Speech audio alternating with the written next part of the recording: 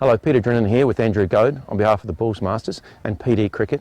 The fundamentals within the game of cricket are so important, so sit back and learn as myself and Andrew take you through 7 shots that are so important to any batsman within the game.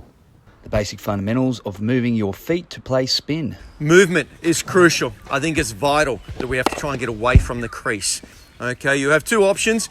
You can either go back, pushing strongly off that left leg, being a right-hander, or you can move down the wicket, which is predominantly what I'm going to talk about in a minute. I think there's 3 really important points for a good effective play against spin. The first thing is you've got to have a method. You've got to have a way that you want to play individually. Secondly, you've got to make some key decisions, and those decisions are based on the first few metres of flight, okay, whether you're transferring back or whether you're moving down the wicket, advancing, okay, and the third thing is the execution.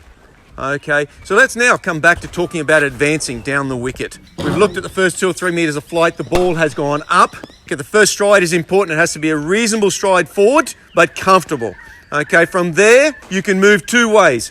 You can cross over by the trailing leg going behind you, and then the second step is made, creating this balanced position down the wicket.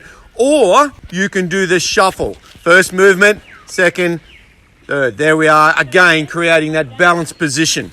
Now, the benefits of the crossover movement is you travel down the wicket a little further. Whereas the downside of that movement, you can take yourself away from the line of the ball with that back leg movement going away towards the leg side. The positive of the shuffle is you tend to go more towards the line of the ball, which is what you're trying to do, but you may cover slightly less ground than the crossover. The key points of this movement is that first stride, as we've talked about, is a reasonable length but comfortable, but it takes you into that low body position. Then when you move powerfully with plenty of commitment in the movement, the head stays nice and still on a low flat plane. Really important. And you can see now Andrew's got all his weight forward, transferred over that front leg, ready to execute the shot, whatever that shot may be. Really, really important. A strong, low committal movement down the wicket. Do it real time now. Bang. There it is.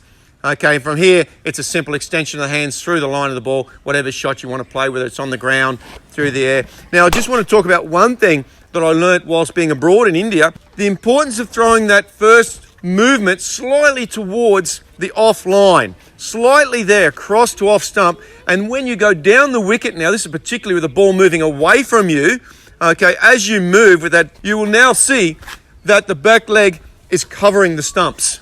So by transferring that movement across to the offline initially, it tends to cover the stumps very effectively, very useful to a ball, particularly moving away from the batsman, because ultimately we want to get the ball close to us, okay, when we're playing spin. Now, if the ball coming down the onside, okay, you can still come across, slightly covering those stumps, then open and clear the left side. Really important with the strong head lead down the line of the ball, okay, to execute your shot through the onside. The clearance of that left side is really important. And another really important point when you're playing spin is the execution of the shot. You're normally in a very low position. Okay, that's to negate the spin and the bounce. So it's really worth mentioning at impact you want to be relatively low into the shot.